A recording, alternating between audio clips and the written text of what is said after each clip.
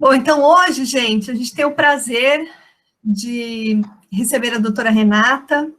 A doutora Renata Romano é médica veterinária pela Universidade de São Paulo, fez mestrado em reprodução animal e doutorado em ciências, mais especificamente fisiologia humana, né, área de concentração de fisiologia humana, também pela Universidade de São Paulo. Ela desenvolveu seu pós-doutorado na farmacologia da Universidade Federal de São Paulo, da Unifesp, e reprodução, e também fez um em reprodução animal pela Universidade de São Paulo. Atualmente, ela é docente do Departamento de Medicina da Universidade Estadual do Centro-Oeste, de Guarapuava, é coordenadora do Programa de Pós-Graduação em Ciências Farmacêuticas, foi presidente do Conselho Fiscal do Instituto para a Pesquisa do Câncer de Guarapuava, possui diversos trabalhos publicados em revistas e congressos especializados, enfocando as linhas de pesquisa modulação do sistema reprodutivo masculino pelo hormônio tireoidiano, e investigação dos mecanismos de ação dos desreguladores endócrinos químicos e os eixos hormonais gonadal e tireoidiano. Então, Renata, fica à vontade para colocar a sua apresentação. Agradeço mais uma vez a sua presença aqui. Para a gente é um prazer, viu, te receber. Eu que agradeço, Graziela, agradeço novamente, né, por ter tido essa oportunidade de estar aqui compartilhando um pouco do nosso trabalho, tá? Vou compartilhar aqui a tela.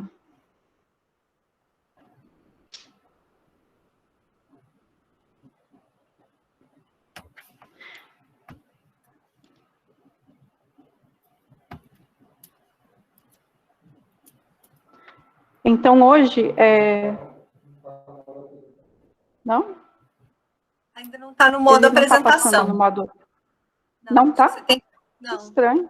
Parece que o copinho está selecionado ali, mas não está no modo apresentação. Aquela hora que a gente testou, ele foi, né? Foi. E agora? Ainda não. Não? Deixa eu tentar de outro jeito.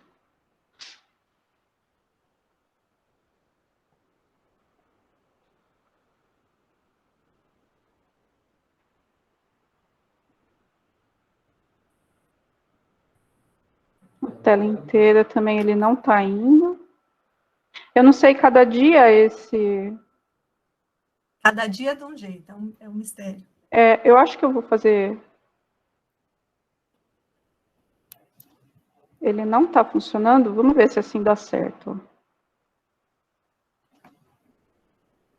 Assim dá para enxergar? Ainda não carregou. Está carregando. Tá carregando. Vê só se ele passa, Renata, por favor. Não passou. Passou. Passou? Foi. Uhum. Acho que ele está demorando um pouquinho para carregar. Então, hoje eu vou falar um pouquinho da exposição perinatal aos desreguladores endócrinos químicos como uma potencial causa de subfertilidade masculina na vida adulta.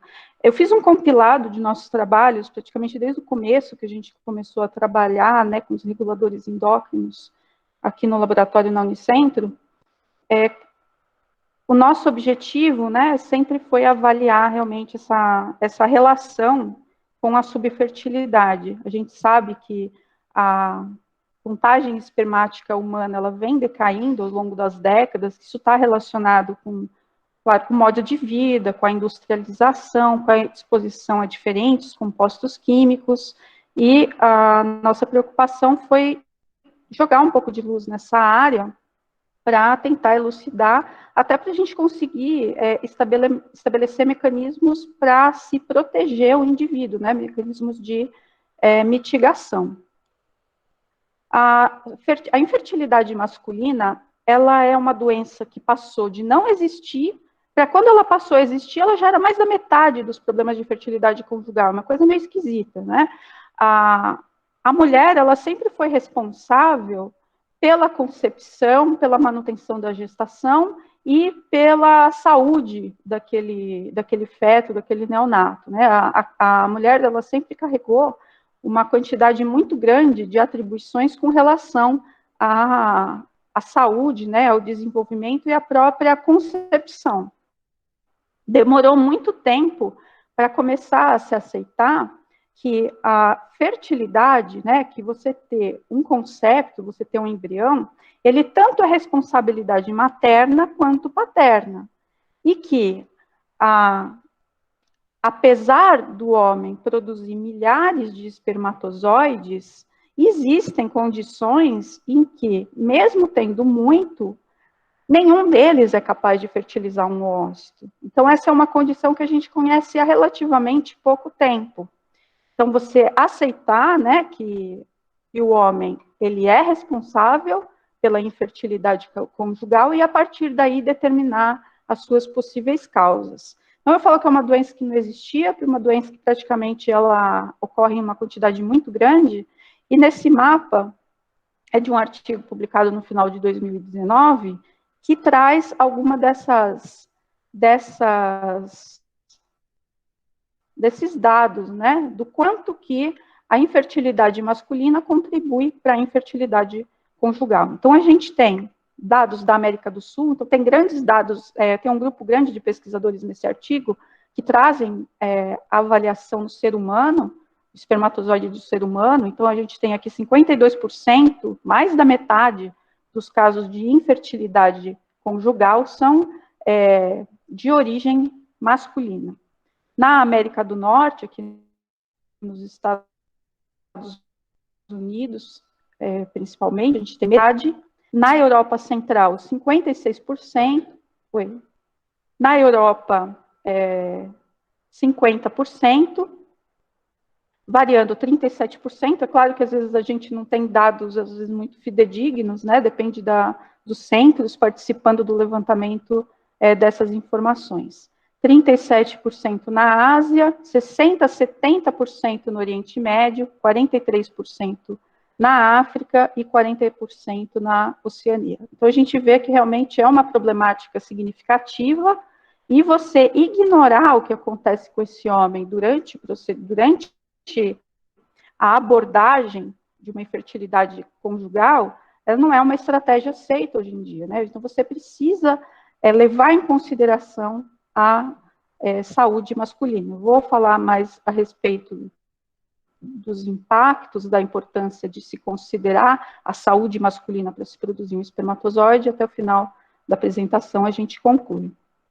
De todas essas causas de infertilidade, a gente tem as causas que são conhecidas, né, por problemas hormonais. A varicocele é uma das doenças de maior prevalência, né, em homens que têm esse potencial de causar infertilidade. Doenças sistêmicas, das mais diversas, né, a produção espermática ela é sensível ao aumento da temperatura corporal. Qualquer condição que leve a um estado geral de processo inflamatório, aumento de temperatura, ele é bastante deletério ao espermatozoide. Então, isso ele vai ser reversível com o tempo, né, de acordo com o quadro de doença que esse homem teve, mas a gente você imagina assim, que precisa ter uma renovação. Então, as células espermáticas, o ciclo espermatogênico, né, desde você ter um espermatozoide lá, uma célula ainda redonda, uma célula indiferenciada, até você ter um espermatozoide diferenciado, é em torno de 60 dias. Então, a partir do momento que você tem uma doença sistêmica, é de se esperar que depois de 60 dias esse quadro seja reversível. Se o quadro for irreversível, as causas têm que ser avaliadas. Causas genéticas, né, de infertilidade masculina, estilo de vida. O estilo de vida é uma coisa que a gente tem como influência em praticamente todo o organismo, né? Os hábitos alimentares, os bons e os ruins, né? Quando a gente coloca estilo de vida, a gente geralmente acaba trazendo à mente mais as coisas ruins, né? Consumo de bebida alcoólica, cigarro, alimentação totalmente inadequada. Mas é bom a gente sempre lembrar que existe o outro lado da balança, e esses processos que são responsivos a esse tipo de estímulo, eles tendem a ser reversíveis, né? Então, se tem um problema ocasionado por um estilo de vida que não é adequado, você passar a ter um estilo de vida adequado, ele tem um potencial muito bom para reverter esse quadro ruim, de uma forma geral, né? E também sobre a infertilidade masculina. E depois a gente tem aqui em torno de 50% dos casos de infertilidade masculina, eles são considerados ainda idiopáticos, ou seja, não tem causa definida. E a partir do momento que não tem causa definida, vem todas as hipóteses, né? O que pode estar causando isso e quais são os possíveis mecanismos, meios que eu posso ter, lançar a mão para amenizar esse problema ou resolver esse problema. No laboratório, aqui nos nossos modelos experimentais, a gente geralmente trabalha com 2 tipos de protocolo, né? Eu perdi a animação, então agora vai aparecer todas as setinhas, tudo. Era para aparecer uma coisa por vez aqui. Mas, enfim, eu vou explicando aos pouquinhos. Então, aqui, esse é um painel do desenvolvimento fisiológico da reprodução masculina, dos eventos que acontecem. Aqui em cima são os eventos de desenvolvimento do sistema nervoso central, né, do hipotálamo. No hipotálamo, a gente tem, aqui, ó, aqui está marcando no início dessa avaliação, o nascimento. É claro que tem eventos que acontecem desde lá, da definição do sexo gonádico, do sexo cromossomal, e início de algumas alterações e organogênese, né? Mas aqui a gente está dando foco mais a partir do nascimento. O hipotálamo, ele precisa ser marcado como um hipotálamo que vai funcionar a partir do ritmo circadiano. Né? Então, a liberação dos hormônios LH, principalmente, ele vai seguir o ritmo circadiano, né? Ele vai ter um pico e um nadir ao longo das 24 horas do dia, isso a gente chama de hipotálamo acíclico. Então, durante essa fase, a partir do nascimento, até os primeiros dias de vida no rato, e no humano, esse período ele se estende até aos primeiros anos de vida, as regiões sexualmente dimórficas, elas vão ser marcadas, e é interessante que o que marca a região sexualmente dimórfica como masculina é um hormônio feminino, é o estradiol. Então, como que acontece isso? Logo ao nascimento, o testículo fetal, ele produz uma quantidade grande de testosterona. Essa testosterona vai ser convertida a estradiol pela aromatase, lá nas estruturas do sistema nervoso central, e esse estradiol vai provocar a apoptose, ele vai,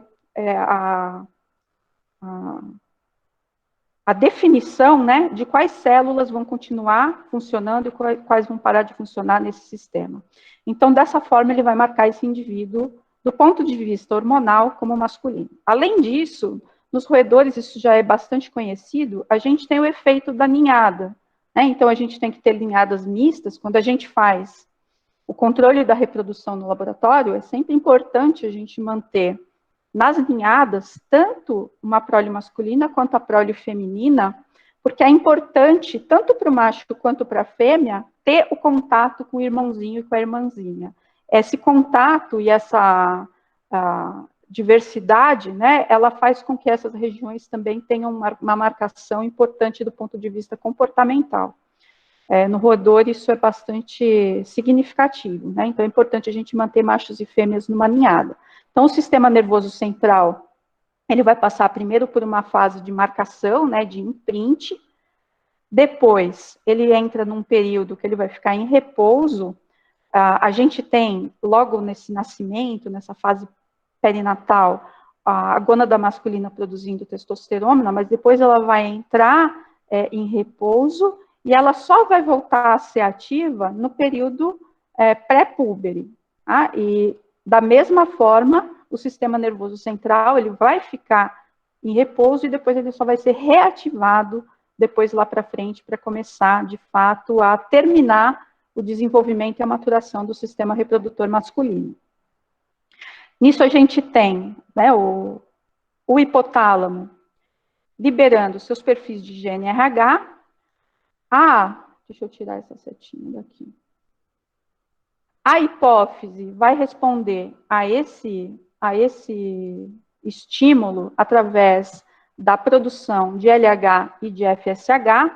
Então, tanto LH, eu lembro que quando eu comecei a fazer o doutorado, e falava que ia estudar FSH e LH em macho, mesmo no meio da fisiologia e mesmo no meio acadêmico, muitas pessoas questionavam, mas isso não é hormônio feminino? Não, o hormônio, ele é importante, né, para o sistema reprodutor feminino, mas ele também faz parte da fisiologia masculina, ele também é importante para que aconteça tanto a espermatogênese quanto a produção de hormônios que geram as características sexuais secundárias e que efetivam, né, a reprodução.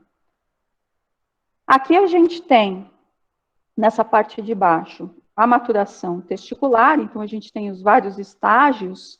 A espermatogênese, ela vai começar realmente a acontecer a partir do período da puberdade, né, desculpa, que quando a gente vai ter o ritmo normal da produção, os picos constantes de LH, e a partir daí a produção de testosterona, a finalização da maturação desse eixo, que a partir do momento que a gente tem testosterona testicular e essa célula responde ao LH, a gente completa a maturação do eixo. Essa é uma fase um pouquinho confusa para o sistema endócrino. Aqui a gente ainda tem um desbalanço na quantidade de receptores dos hormônios, tanto do receptor de LH, receptor de andrógeno, eles são hipersensíveis, o tecido ainda é hipersensível. A partir desses primeiros picos, a partir que começa a funcionar o testículo, existe um ajuste, né, uma regulação da expressão desses receptores, ele vai se adaptar para um nível normal, né, ao nível do indivíduo adulto. Por essa razão, esse período ele é muito sensível à ação de desreguladores endócrinos, porque a gente tem aqui os imprints acontecendo. A gente tem imprints acontecendo aqui no sistema nervoso central, logo na fase perinatal, e a gente tem os outros imprints acontecendo aqui na fase pré-púbere. Então, essas são duas fases muito sensíveis à desregulação endócrina por fato de você estar tendo esse ajuste. Então, se nessa fase eu tenho receptores sendo ajustados, níveis hormonais sendo ajustados, o pulso de GNRH e a resposta de LH e FSH sendo ajustados, se eu mexer em qualquer uma dessas etapas, eu potencialmente posso estar causando efeitos naquele momento, ou então efeitos que podem ser evidenciados até a vida adulta, uma vez que a gente está falando de imprints. Se eu faço uma regulação, então, errada dos pulsos, do nível de expressão de receptores, do nível de resposta desses receptores a esses estímulos, eu vou estar podendo potencialmente causar um quadro que não vai ser revertido, né, que vai poder se manter até a vida adulta. Então, a gente trabalha geralmente com 2 protocolos, a gente tem o protocolo perinatal, que é nessa fase aqui, a gente faz o tratamento nas ratas 5 dias antes do parto, inicia 5 dias antes do parto, e continua com esse tratamento até 5 dias depois do parto. Para o rato, né, isso é suficiente para a gente estar causando algum distúrbio aqui nesses processos de diferenciação sexual. E o outro protocolo é o protocolo de puberdade. Esse é o único protocolo que é validado tanto pela EPA quanto pelas agências europeias para se avaliar desregulador endócrino químico.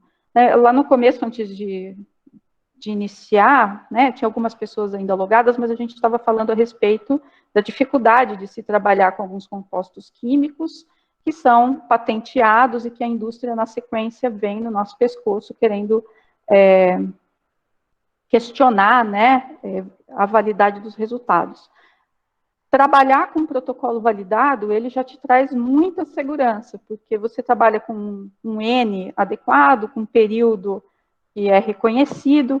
É claro que a gente, pelo menos aqui no nosso laboratório, a gente nunca reproduziu nenhum desses guidelines 100%. A gente se inspira neles, né, e a partir daí você tem uma segurança do tipo de resultado que você obtém, mas como a gente trabalha com marcadores que não são previstos em nenhuma legislação, é lógico que as nossas conclusões, elas vão muito além do que as agências delimitam, tá? Então, a partir daí, a gente tem um monte de discussão se alterar níveis de expressão de RNA é válido ou não é válido, se alterar um eixo a partir de só um nível de LH está alterado, isso é desregulador endócrino ou não, né? Aí isso abre para uma discussão imensa. Se de fato, o composto químico pode ser considerado desregulador endócrino ou não. A gente não é agência reguladora, né? A gente faz pesquisa numa universidade ligada ao programa de pós-graduação, a gente quer levantar problemas e a gente quer que se delimitem soluções para esses problemas, né? A parte regulatória, propriamente dita, isso tem que ficar a cargo das agências regulatórias. Então, é por isso também que a gente não replica esses protocolos 100% iguais, porque também não é a nossa função é puxar, né? Puxar coisas novas, é fazer com que novos questionamentos sejam feitos. Se a gente ficar fazendo um protocolo baseado em coisas de 30 anos atrás, a gente não move a ciência para frente, né? Então, a gente questiona com base em coisas que não estão previstas na lei. Rapidinho aqui, a gente tem, para relembrar, ou para esclarecer, né? O como que essa função, né? Como que esse eixo reprodutor masculino funciona. Então, a gente tem aqui o GNRH sendo produzido pelo hipotálamo, ele vai produzir pulsos, e esses pulsos vão ser interpretados pelos receptores de GNRH, e eles vão estar direcionando tanto a produção de LH quanto de FSH. Os dois hormônios, eles são sempre produzidos ao mesmo tempo. A gente não tem, para de produzir um e começa a produzir o outro, não é assim que funciona. A gente sempre tem níveis basais dos dois. O que difere, principalmente, são os picos de LH. Então, os picos de LH é o que tem mais de significativo na dinâmica da função desse eixo. Então, a gente tem um pico bastante significativo nos seres que são diurnos, né? No início da madrugada, e aí a gente tem um pico matinal de testosterona, são hormônios que, testosterona, cortisol, né? São hormônios que aumentam frequência cardíaca, aumenta temperatura corporal, e que faz com que você saia daquele estado de repouso, né, que saia, né, entre na atividade física. No rato é o contrário, né, a gente tem ele em atividade durante a noite, então esse pico ele é observado durante a noite. Quando a gente faz os experimentos pela manhã, a gente sempre faz no mesmo horário, na verdade a gente não está pegando picos, né, por mais que algumas vezes os ratos, eles, por conviver em ambientes mais movimentados, ter uma rotina nos laboratórios, rotinas no biotério durante o dia, algumas vezes eles podem até ter algum comportamento diferente, mas em geral, esse pico ele é no final da tarde, e aí os acasalamentos vão acontecer no início da noite, é o maior tempo de atividade deles, né, a maior probabilidade de atividade. Depois a gente tem aqui o testículo.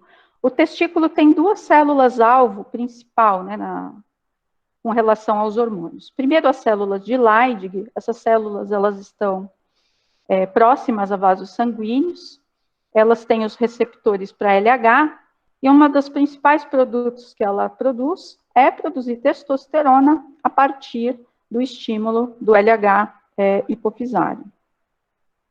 Essa testosterona, ela tem efeitos tanto intratesticulares quanto efeitos sistêmicos, né? Então, parte dessa testosterona vai voltar para a circulação sanguínea e vai ter seus efeitos corporais, características sexuais secundárias.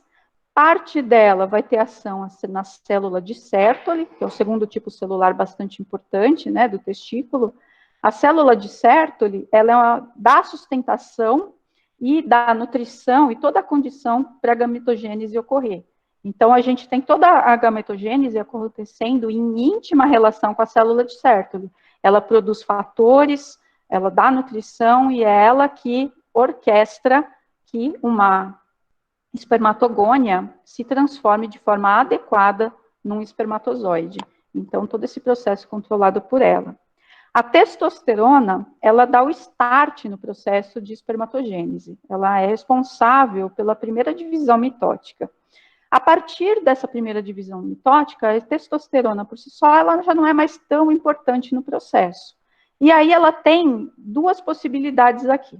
Ela parcialmente é convertida a estradiol. O estradiol, ele é bem importante para a espermatogênese. A gente tem os 3 tipos de receptores de estradiol de função importante aqui no testículo, o alfa, o beta e o GPER, que é o receptor de estradiol acoplado à proteína G. Os 3 são importantes para que a espermatogênese aconteça de forma satisfatória. Só que a necessidade testicular por estradiol ela é tão pequena que qualquer interferência que você faça nessa quantidade de estradiol, ela já tem efeitos deletérios muito graves, né? Então, se você administrar estradiol exogenamente, você praticamente abole a espermatogênese. Né? Então, o estradiol é fundamental, ele é necessário, mas em quantidades muito pequenas, reguladas pela própria célula de Sertoli. Então, ele vai aromatizar o quanto for necessário para que haja lá nesse processo. Uma outra parte da testosterona, ela vai atravessar até a luz tubular e vai se ligar a essa ABP, que é a proteína transportadora de andrógeno, na luz testicular. Ela vai caminhar pelo trajeto dos túbulos seminíferos até chegar no epidídimo. Lá no epidídimo, o epidídimo é uma estrutura que tem enovelada, tem várias partes, e cada parte dele tem funções muito bem definidas. Lá no começo do epidídimo, na região da cabeça, a gente tem uma grande quantidade da enzima 5-alfa-redutase. Essa 5-alfa-redutase vai transformar a testosterona em dihidrotestosterona. A dihidrotesto, ela tem mais ou menos o dobro de potência do que a testo. Então, ela vai ter um efeito aumentado lá no epidídimo. E a partir do corpo do epidídimo, a gente começa a ver um aumento, e um aumento muito maior na cauda do epidídimo, de receptores de andrógeno. Então, a testosterona ela vai ter esse papel nessas últimas etapas, então, de maturação do espermatozoide que acontece lá no epidídimo. Além dessa dependência hormonal, né, especificamente aqui da testosterona, do estradiol, a gente tem outros produtos celulares que são produzidos pela célula de Sertoli. Então, ela tem receptores de FSH. Esses receptores de FSH vão estar agindo, orquestrando esses produtos secundários para a manutenção dessa espermatogênese. E um feedback negativo dessa via aqui é a inibina. Então, a inibina faz feedback negativo sobre o FSH, e aqui, deste outro lado, a testosterona faz feedback negativo tanto na produção de LH quanto de GNRH. Com relação aos desreguladores, os hormônios naturais e os desreguladores, é bastante interessante a gente observar como que eles são transportados e ativados na sua forma ativa no sangue, né? Aqui nessa figura a gente tem um hormônio natural, endógeno. Então, a gente tem mais da metade dele ligado a uma proteína de alta afinidade biológica, que, por exemplo, está o SHBG, que liga hormônios esteroides. A alta afinidade é uma ligação química forte. Para você romper uma ligação química forte, você precisa de um estímulo muito grande, você precisa de algo que rompa essa cinética de ligação muito potente. Então, a gente considera, geralmente, essa uma fração como sendo inativa, é uma fração de estoque. Depois a gente tem uma fração que está ligada fracamente à albumina, por exemplo, né, a albumina. Aqui a gente tem uma ligação fraca. A ligação fraca, ela liga e desliga, liga e desliga. Nessa cinética de ligar e desligar, a fração desligada é a fração livre.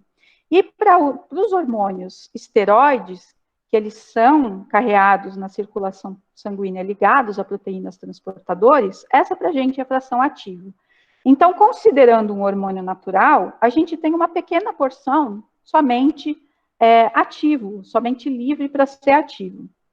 Já quando a gente considera os desreguladores endócrinos, ele tem uma cinética muito diferente. Ele não tem uma proteína transportadora própria, então, ou seja, ele não tem a forma inativa. Ele vai estar fracamente ligado à albumina e grande parte dele livre. Por isso que você tem uma preocupação muito grande, mesmo que seja exposição a níveis muito pequenos, porque do ponto de vista funcional, isso quer dizer muita coisa. Ele tem uma possibilidade de ser ativo muito maior do que o hormônio natural, né? Então, os hormônios, eles já funcionam, né? Eles já agem em suas condições fisiológicas em níveis muito baixos. Então, você já precisa, normalmente, de pouca quantidade. né? E aí, mesmo expondo a poucas quantidades, significa, então, que eu tenho uma cinética, que eu tenho uma condição aqui, que ela é totalmente favorável para que aconteça a toxicidade. Nessa outra parte da figura aqui, é uma cinética de ocupação de receptor, porcentagem máxima de ocupação de receptor aqui no Y, e no X a gente tem a concentração hormonal numa escala linear. Então, observa que nessa figura, ele mostra que quando a gente aumenta a concentração hormonal em uma vez, a gente aumenta a porcentagem máxima de ocupação de receptores em 50%. Quando a gente vai lá para a ponta da curva, do 4 para 5 vezes, e aumenta em uma vez essa quantidade de hormônio, a gente vai ter uma taxa de ocupação aumentada de 4%. Por que eu trouxe essa informação? Porque é muito comum na parte de análise de toxicidade de desreguladores endócrinos químicos, da gente não ter uma dose-resposta. E parcialmente a gente pode justificar a falta de dose-resposta, e muitas vezes a gente observa os efeitos máximos nas doses mínimas, por causa dessa cinética de ocupação de receptor. Então, isso já é algo esperado do ponto de vista fisiológico, né? Então, isso se manifesta na parte toxicológica. E isso é um desafio muito grande, porque toda a toxicologia regulatória, ela é baseada na relação dose-efeito. E a partir da relação dose-efeito, você calcula os 50%, né, de dose que pode ser utilizado, que não pode ser utilizada, né, mas tudo é baseado de que a partir de um momento eu tenho efeito tóxico, para baixo dele eu não tenho efeito tóxico, né, as NOELs, LOWELs, e é muito difícil a gente estabelecer NOEL e LOWEL em algo que tem esse tipo de comportamento. Então, essa é mais uma dificuldade de você regulamentar esses compostos tóxicos do sistema endócrino. Agora eu fiz aqui uma seleção dos produtos que a gente já trabalhou no laboratório, né, algumas publicações. O primeiro deles foi o glifosato, né, um herbicida comercial à base de glifosato. A gente utilizou o Roundup Transorb, que na época que ele foi lançado, era a primeira formulação que a gente sabia que continha nanopartículas. E naquela época a gente já imaginava que a toxicidade das nanopartículas iam ser maiores, e a gente optou por trabalhar com ele. A gente, na verdade, você não sabe muito bem a formulação comercial, exatamente o que tem lá dentro, nem como que ela está organizada, mas a gente ficou sabendo por alguém que trabalhava na empresa que tinha acontecido, que era assim, né? Falei, então, já que a gente vai escolher, vamos escolher o que tem potencial para causar mais estragos. E o primeiro protocolo que a gente utilizou foi o protocolo pré-pubery, aquele que avalia já lá quando vai começar o LH, o FSH, e começar a produção espermática, a gente fez a interferência ali e observou que a testosterona ficou muito reduzida, a gente teve um efeito bastante intenso, né, do glifosato. A gente testou um leque grande de doses, a gente foi na ingenuidade, porque não tinha trabalho. O trabalho começou em 2007, a gente não tinha referência de dose para testar. Nosso trabalho foi o primeiro em rato a ser publicado, né? Fora a indústria faz trabalhos para registrar a patente, mas nada que ficasse disponível para o público comum. Então, o nosso foi o primeiro e a gente teve que descobrir que dose que usar, né? A primeira dose que a gente utilizou, a gente fez um cálculo lá baseado mais ou menos na DL50 e matamos todo mundo. A formulação comercial, ela é muito mais tóxica do que o que a gente imagina da DL50 para o sal de glifosato. Daí a gente teve que ir fazendo vários ajustes e chegou ali em algumas doses que deu para trabalhar, que não deu manifestação sistêmica. Quem já trabalhou com glifosato sabe que ele causa muita diarreia, né? Então hoje a gente até já imagina por quê, né? Estava conversando antes da potencial desbiose que ele causa. De fato, ele causa bastante diarreia nos ratos, então você ajustar uma dose que não causa efeito sistêmico para fechar na parte endócrina deu bastante trabalho aqui nos primeiros estudos. Então a gente setou, né, uma dose, a gente chegou na dose mais baixa de 5 mg por quilo do princípio ativo, e observou o hipogonadismo com redução de testosterona. A partir dessa redução de testosterona, a gente hipotetizou que se tem redução de testosterona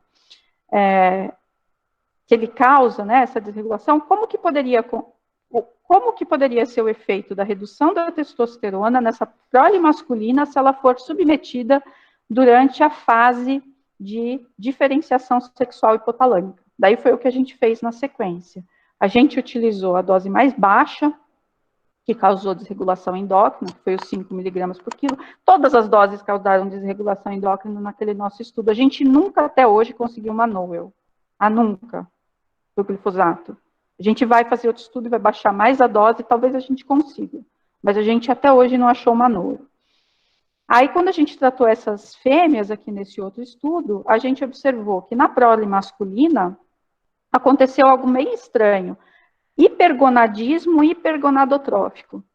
Eles tiveram um aumento da produção espermática, aumento da concentração de testosterona, com aumento de LH, ou seja, você não teve mais loop negativo no eixo, né? Então, foi uma ruptura desse feedback negativo e causando hipergonadismo hipergonadotrófico.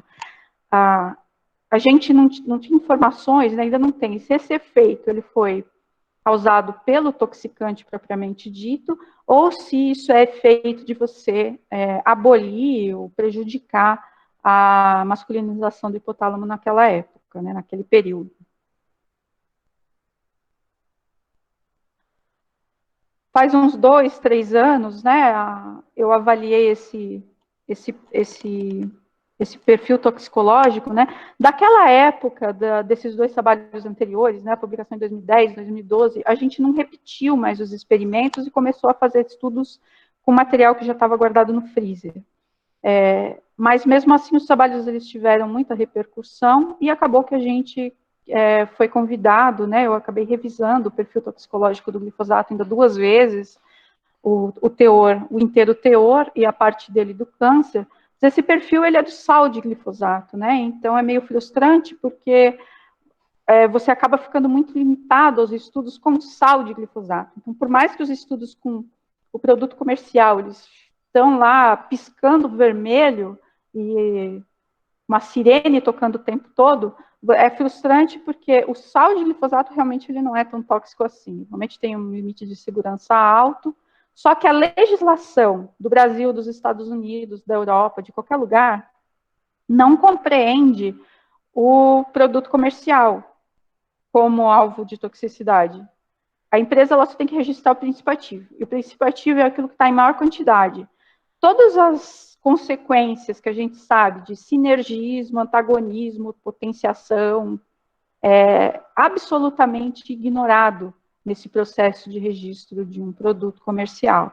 Então, esse é um ponto fraco bastante grande da legislação. Toda vez que eu tenho oportunidade de reclamar a respeito disso, eu reclamo. Eu acho que hoje a gente está numa fase em que a gente tem a toxicidade de predição in sílico, né? Então, a gente tem formas de estar avaliando esses compostos sem precisar repetir exaustivamente em modelos de roedor, né? Até entendo o lado da indústria, realmente os trabalhos, a legislação, ela pede uma quantidade muito grande de experimentos, e você fazer para cada combinação, realmente encarece bastante e utiliza uma quantidade de animais extremamente alta.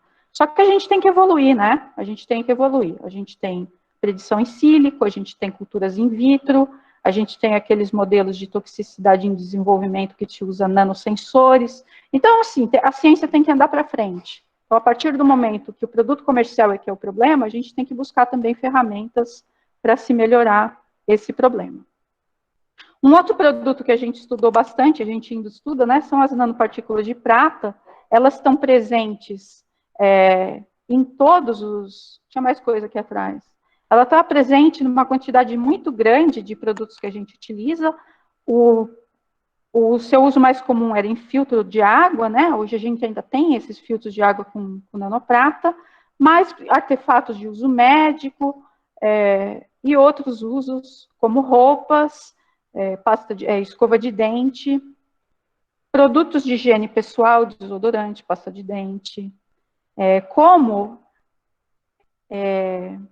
revestimento interno de embalagens, né, para que ela não mofe. Então, o nosso contato com as nanopartículas de prata, ele é bastante grande hoje em dia. É difícil a gente imaginar algo que não tem, né? Até, assim, a gente tem uma perspectiva de mercado da nanoprata, e ela tem realmente uma capacidade alta ainda de estar crescendo, de estar sendo aplicada, e é um mercado muito rentável. Então, é difícil até a gente imaginar, num curto espaço de tempo, que a toxicidade da nanoprata vai ser questionada. Mas a gente fez vários estudos com ela, né? O primeiro foi publicado em 2013. A gente avaliou tanto o efeito sobre o eixo hipotalâmico gonadal, quanto o eixo tiroidiano.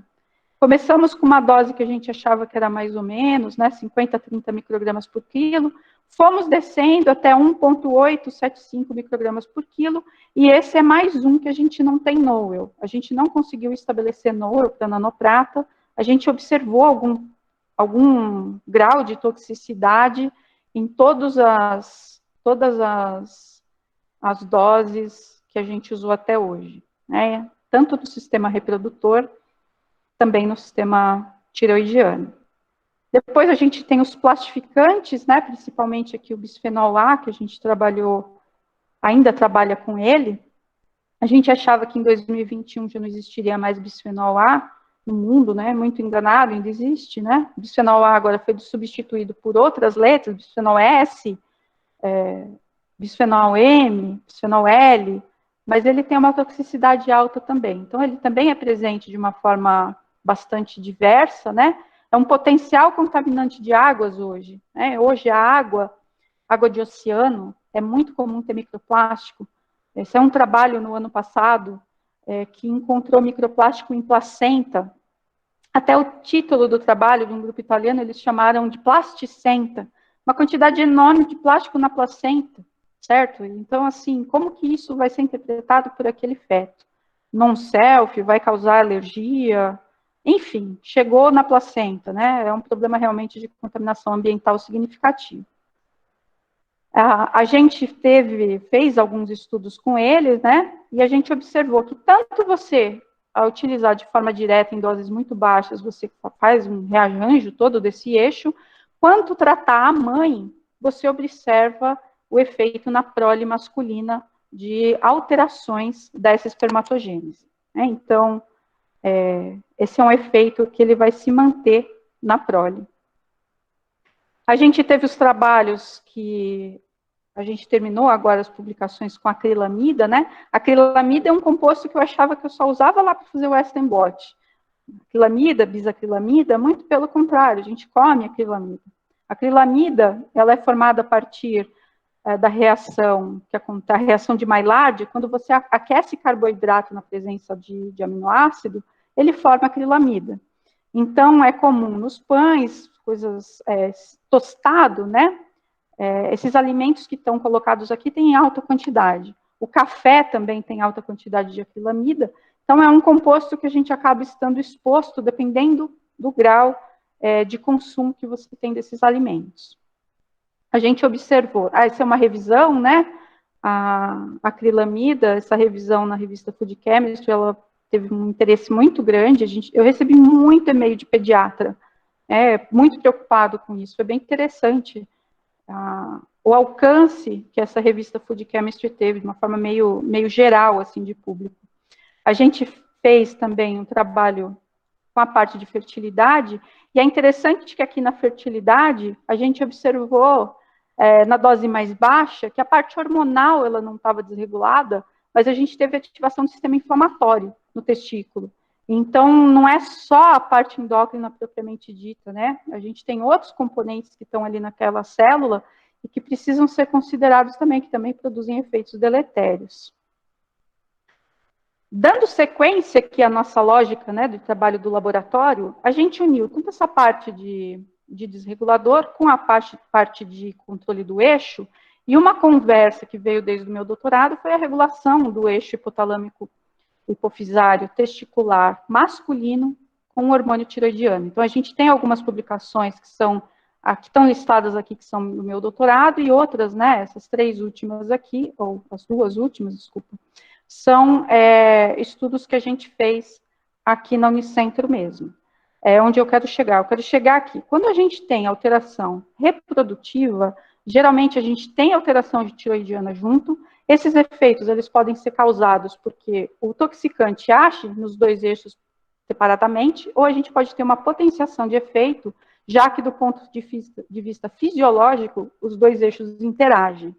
A gente tem também alguns outros desses produtos químicos, qual a gente avaliou a parte de toxicidade tiroidiana, né? A gente observou que a nanoprata tem um grande potencial de causar inflamação na tireoide. Esse trabalho de uma aluna minha do doutorado que defendeu no ano passado, a gente viu um perfil bastante interessante da proteômica quantitativa da tireoide dos grupos, na menor e na maior dose. A gente tem ali um balanço de proteínas bastante interessante, muito parecido com desenvolvimento de doenças autoimunes. A acrilamida também induz uma disfunção no eixo e na própria tireoide. A tireoide ela é muito sensível a desregulador endócrino. Então, toda aquela dinâmica várias moléculas, né, para formar o hormônio tiroidiano, aquilo tudo é muito sensível. Então, a gente vê, né, a gente observa que, na verdade, os dois eixos, eles são afetados ao mesmo tempo, e isso potencializa o efeito tóxico. Agora, voltando lá na fertilidade masculina, né, e o que isso tem a ver com aqueles 50%? Aqui é uma figura de um estudo multicêntrico, que é importante, né, a gente tirar daqui. A gente tem o fator de infertilidade masculina em 50% dos casos, e dos 50% dos casos que são idiopáticos, 80% desses pacientes têm estresse oxidativo. Dos casos que são conhecidos, né, de causas conhecidas, a gente tem de 30% a 40% de estresse oxidativo. E é interessante esses dados, porque eles batem muito com tudo que a gente vê no laboratório. A gente avalia tanto a expressão dessas enzimas quanto a atividade dessas enzimas e também o efeito no espermatozoide, e independente do tratamento que a gente faça, a gente observa que tem estresse oxidativo nesse espermatozoide, independente daquele quadro hormonal. Então, a gente avalia, né, a integridade do acotossoma, a integridade da membrana plasmática, a atividade da mitocôndria, a atividade das enzimas responsáveis pela diminuição, né, desses compostos oxidantes, e a gente observa que isso é um quadro que se repete com os compostos químicos. Então, de fato, aquele 50% idiopático, a gente pode já pensar que a exposição a compostos químicos pode estar, sim, contribuindo para aumento dessa geração de estresse oxidativo no testículo. E também o testículo é interessante, é como a tireoide, o testículo ele também precisa que se gere espécies reativas de oxigênio. Essas espécies reativas de oxigênio até altera a dinâmica de fatores de transcrição que são importantes para que aconteça a espermatogênese. Só que, mais uma vez, é uma questão de balanço.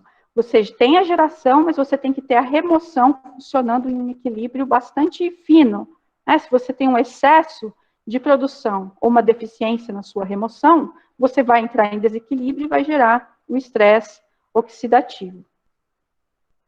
Já chegando aqui no fim, né, esse estudo, esse artigo do John Aitken, ele tem sido bastante ativo nesse questionamento sobre a qualidade do espermatozoide. Isso é fundamental, porque antes, o que se fazia? O que era normal até pouco tempo atrás, rotina? Você tem um casal com infertilidade, que não concebe, né, a partir de uma relação normal, você faz uma fertilização assistida. E na fertilização assistida, você otimiza a função espermática. Você pode até fazer técnicas como a injeção intracitoplasmática de espermatozoide, que você praticamente vai fundir aquele espermatozoide num óvulo. Então, qual é a problemática disso? A natureza ela é muito sábia.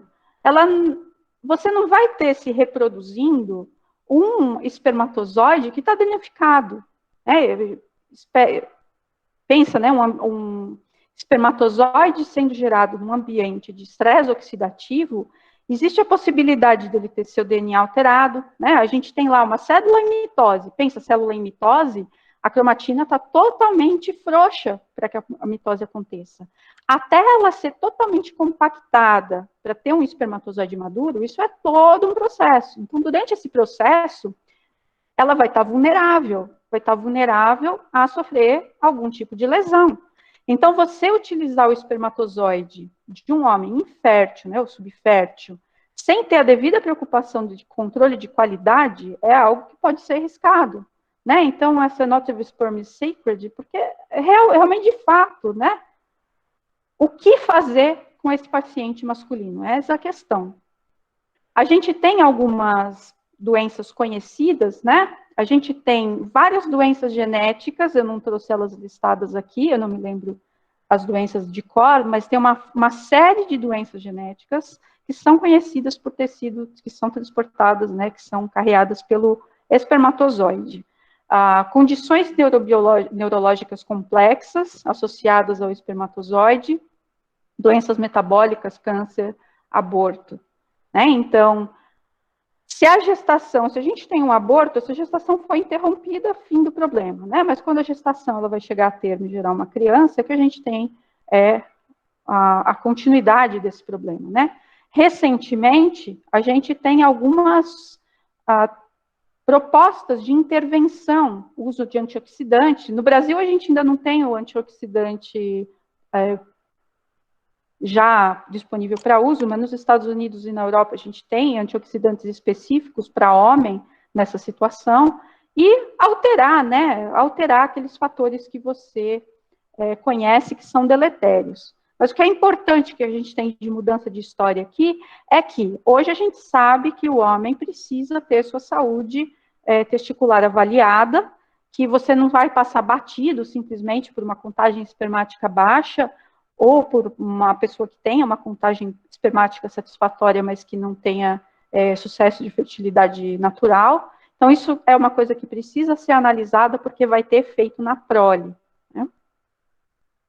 Eu queria agradecer ao pessoal do laboratório, né? Aqui a gente, no momento, a gente está com esses alunos trabalhando, as nossas colaborações. Eu trabalho junto com o professor Marco Aurélio Romano, aliás, ele está aqui do meu lado, não está aparecendo na câmera. O professor Anderson, da UFPR, a gente tem desenvolvido uma parceria bastante interessante, feito bastante coisa junto, a professora Paula, da UFMG, também. E queria deixar também o convite para aqueles que têm interesse em fazer mestrado ou doutorado com a gente, que a gente está com vaga tanto para mestrado como para doutorado, para a turma 2021, que eu oriento no programa de pós-graduação em ciências farmacêuticas aqui na Unicentro, que se encontra com inscrições abertas, mas também eu oriento pelo programa de pós-graduação em fisiologia da UFPR em Curitiba, que deve ter previsão aí de abertura de processo seletivo para junho. Então quem tiver interesse pode me mandar um e-mail. Então, pessoal, obrigada pela atenção. Eu tinha feito uma apresentação bem curtinha, mas se me deixar eu falo o dia inteiro. Muito bom, Renata. Excelente apresentação. Obrigada, viu? Seus dados são muito interessantes e levantam alguns questionamentos, né? Por exemplo, acrilamida. Meu Deus, eu preciso viver com acrilamida, Renata. A acrilamida, ela fez a gente mudar de hábitos em casa, sabe? Porque, assim, a minha ideia era que a acrilamida, a gente punha... Eu já uso óculos, né? Mas quem não usava óculos, punha óculos, a gente se cobria todo, né? Ia com todo o cuidado para pesar aquilo na balança, mexia com aquele maior medo, aquele líquido, ia colocar o pentinho, espirrava no olho, né? Mas nunca passou pela minha cabeça que eu comia um monte de acrilamida.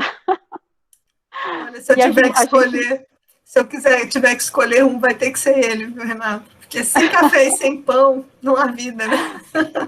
O pão é interessante, porque já teve uma mudança na Europa, né? O processo de panificação que a gente utiliza mais rotineiramente, ele não envolve a fermentação natural longa. A fermentação natural longa, ela vai consumir o substrato por esses micro-organismos, e quando assar não vai mais ter problema. Então, onde está o problema? Está na fermentação química ou na fermentação curta, que vai fazer com que esse excesso de substrato que ainda tem naquela massa sofra a reação de Maillard. Então, na Europa já existe legislação controlando os níveis máximos, achei o máximo, porque é engraçado que eu recebo muito artigo para revisar de indústria de panificação. Eu aceitei eu falei, gente, eu preciso saber do que se trata, né? A curiosidade foi muito grande. Eu não avaliei mais nenhum outro depois, falei, nossa, é muita coisa diferente. Mas, assim, você tem desenvolvimento de cepas diferentes para fermentação, para diminuir o substrato. Você tem toda já a indústria da panificação na Europa se reinventando para reduzir a acrilamida. Porque aqui a gente fala, eu falei assim, ela é tóxica para o eixo tiroidiano, ela é tóxica para o eixo gonadal. Mas muito pior, ela é neurotóxica, e ela é neurotóxica intestinal.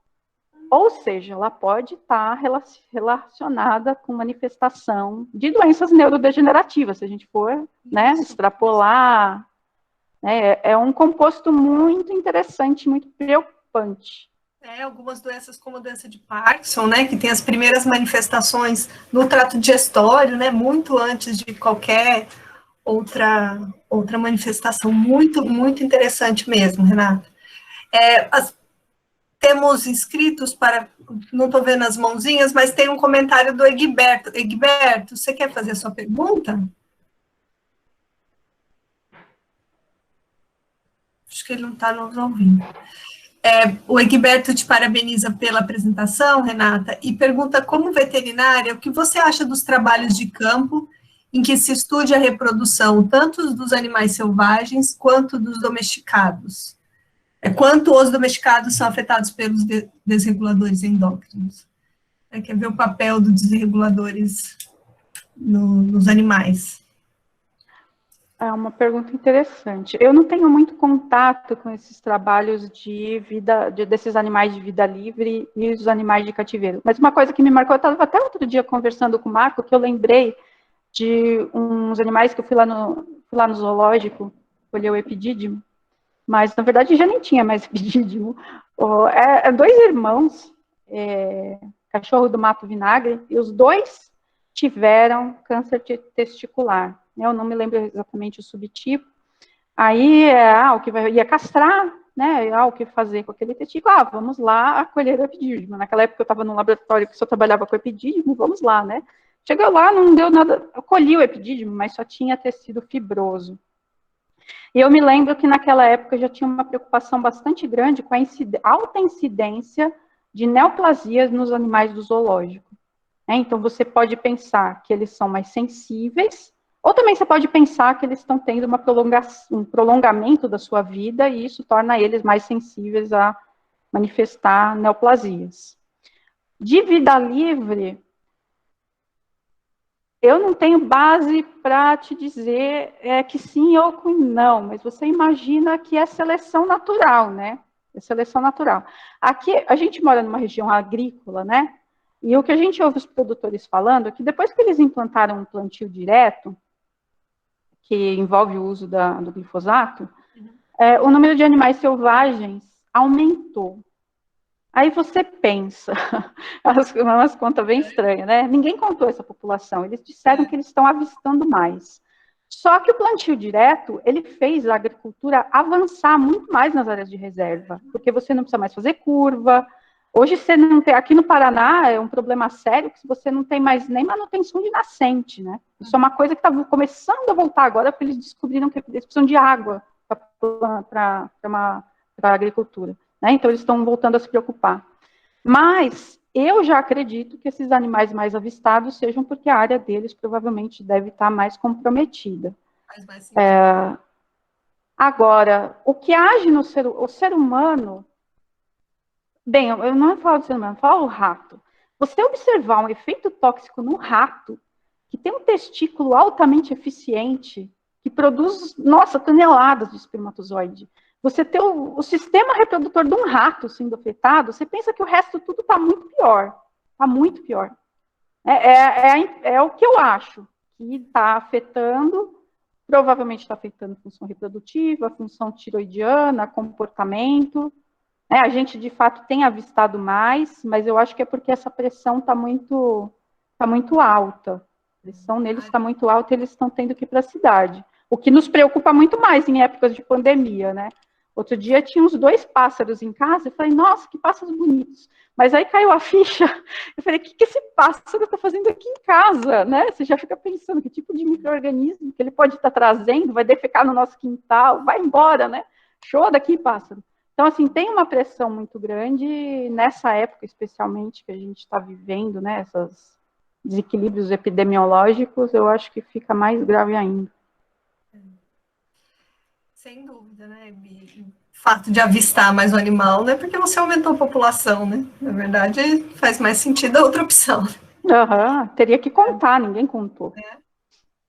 O Rodrigo te parabeniza também pela apresentação e pergunta se a acrilamida está relacionada com o metilglioxal. Ela é convertida, agora eu não me lembro de cabeça, ela é convertida a uma forma, desculpa, ela é convertida a glicidamida, eu não me lembro se passa por metilglioxal. No testículo, ela é convertida a glicidamida, que ela fica mais tóxica ainda, não sei se essa conversão pode ser feita em outros tecidos, mas tem alguma coisa assim, agora de cabeça eu não me lembro. A Gisele comenta aqui que ela sempre ouviu falar que o beta-mercaptoetanol causava problema de motilidade de espermatozoides. Agora é acrilamida. Fazer o Western blot é perigoso, é verdade, Gil. Não dá para ficar bobeando com o Western blot, não. Já precisa daquelas roupas de proteção biológica. A Caroline Serrano pergunta se vocês chegaram a avaliar as mães que foram expostas nos seus modelos, ou só avaliaram a progênie masculina? Foi só a progênie. A gente não avaliou as mães. Interessante, né? Acho que a gente vai vindo mais... Sabe que hoje eu só não salvo a voz dos ratos, porque não dá, né? Ou pelo menos eu não tenho microfone para fazer isso. Hoje a gente praticamente guarda tudo e mais um pouco dos ratos, mas no começo a gente não fazia isso, né? Então hoje, assim, tem pergunta, coisa que está lá no freezer, vem uma pergunta, você tem material lá para mexer. Mas nos primeiros trabalhos, principalmente, a gente não fazia isso. Renata, sobre o glifosato, né? Você disse que a maioria dos trabalhos usam um sal de glifosato e não o composto comercialmente comercial, né? O que nós temos ali, além do sal de glifosato, que potencializa, né, a toxicidade dele? Você sabe? É segredo de patente, eles não revelam? Eles acho que chegou a sair no documento. Eu não lembro o que saiu no documento exatamente, mas a gente tem pelo menos 11 classes de outros compostos. Dá medo, daí você vê os nomes. Glifosato parece assim, eu cheguei a pensar num determinado momento que glifosato era o açúcar, sabe? Põe 3 quilos de açúcar que o resto não aparece. Se eu não me engano, assim, tem 11 classes de produtos registrados, se eu não me engano, 11 ou 13 classes, e dentre essas classes você tem diversos outros, os compostos que vão ser utilizados em quantidades de acordo com o segredo da formulação, uma quantidade muito grande.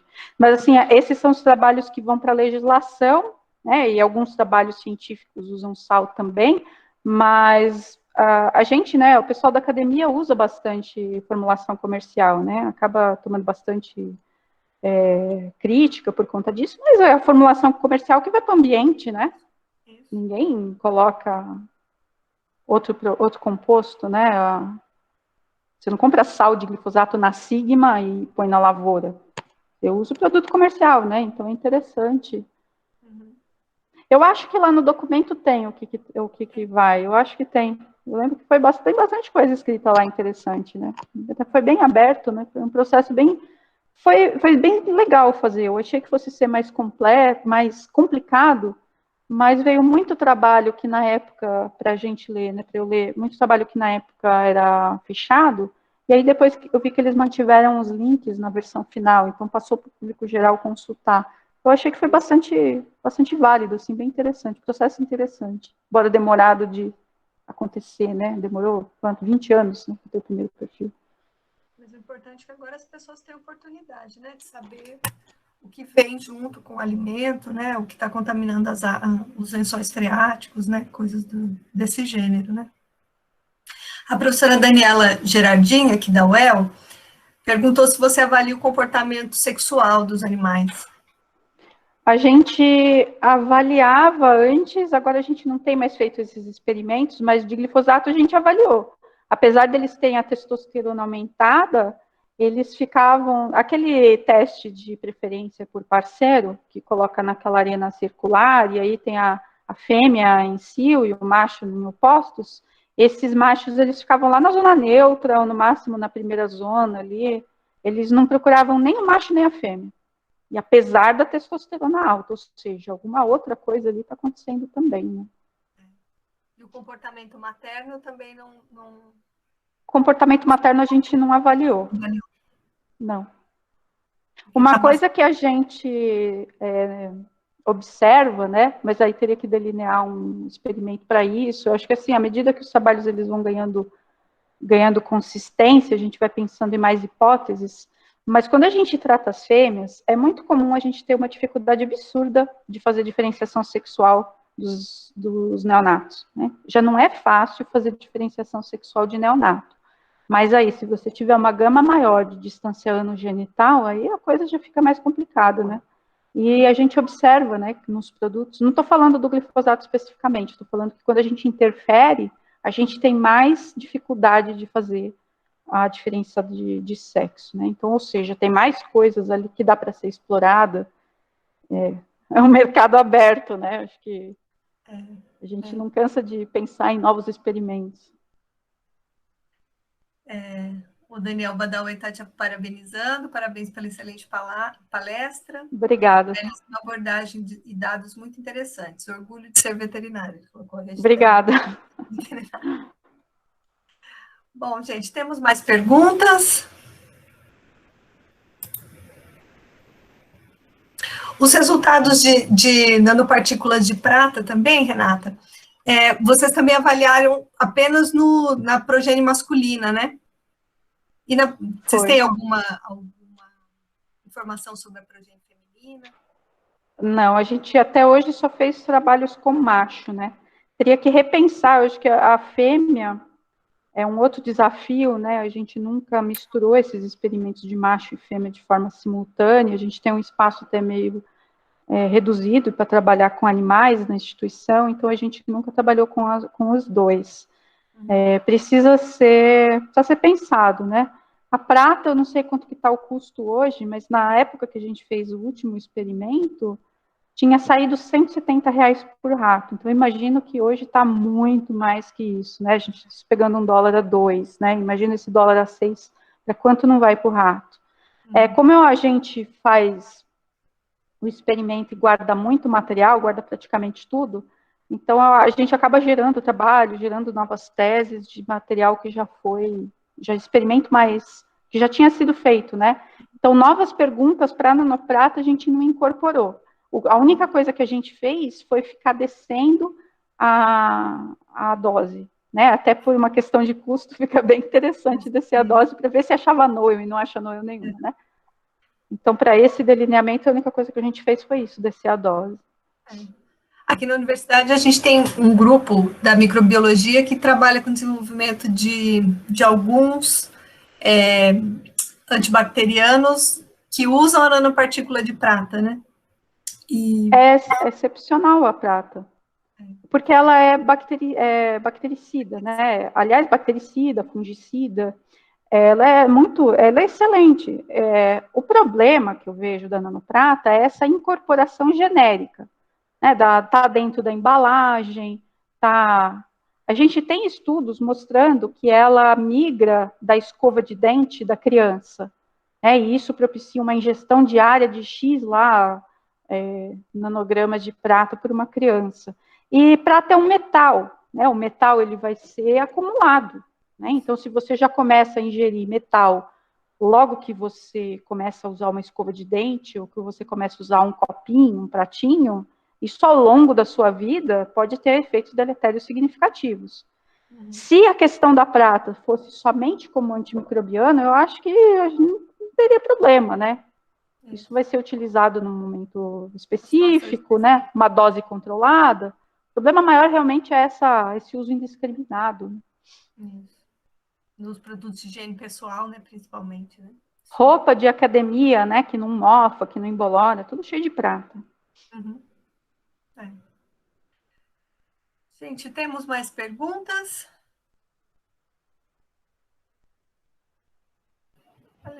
Tem muitos elogios, você viu que... Tá, sim, tá incrível. Depois você dá uma lidinha, eu posso te mandar depois da gravação. O Daniel Badawi perguntou, você acredita que a ação desses agentes em período crítico do desenvolvimento perinatal podem estar envolvidos de alguma forma com a modulação do comportamento sexual da prole? Foi a pergunta da professora Daniela, né? Acho que sim. Então, já foi respondida, Daniel, não sei se você ouviu. Acredito que sim. Imagina. Até assim, fazendo o link com aquela pergunta que fizeram antes, o que acontece com a mãe, se você tem desregulação da mãe, você pode já estar alterando o comportamento da mãe por estar ingerindo composto químico. Pode ter um efeito, a gente não avaliou, pode estar diferente. Né? E aí, mais uma prole que está ali, né? O que eu falei, a distância no genital já é estranha, já não é mais aquilo que a gente costuma ver. Esses machos, falando do glifosato, né? Esses machos que vão fazer hipergonadismo hipergonadotrófico, né? Isso, com certeza, isso tem algum efeito ali. Com certeza teve efeito na fêmea também, a gente só não mediu.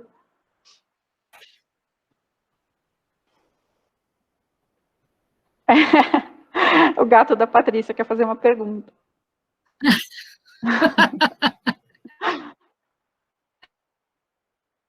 Meu microfone está desligado. Falei que ele percebe que aí é audiência garantida.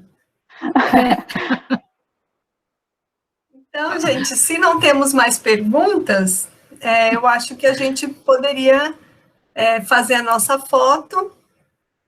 Vou agradecer primeiro a Renata, então. Renata, muito obrigada por ter aceitado fazer essa palestra. Eu sei que você está em época de sucupira. Eu sei que não é para manter a sanidade de ninguém, né? E você veio aqui, se disponibilizou, fez essa palestra maravilhosa para a gente, trouxe dados que são muito importantes para a nossa sociedade, né? Que as pessoas precisam conhecer, não só o meio acadêmico precisa conhecer, né? Mas as pessoas, de maneira geral, precisam conhecer, né? Para ter opção, né? Aquilo que você falou, saber da acrilamida mudou o estilo de vida da sua família, né? Então, as pessoas precisam ter essa opção, né? Então, quero te agradecer imensamente, viu, por sua generosidade, por estar aqui, e te convidar para assistir as nossas palestras. Eu sei que quinta-feira não é um bom dia para você, né? Você já me falou, mas que a gente vai gostar muito de ter você aqui com a gente, viu? Imagina, eu que agradeço, foi um prazer estar essa tarde aqui com vocês, e obrigada por tudo, né? Obrigada pelas palavras gentis, né? Pelos elogios, muito obrigada.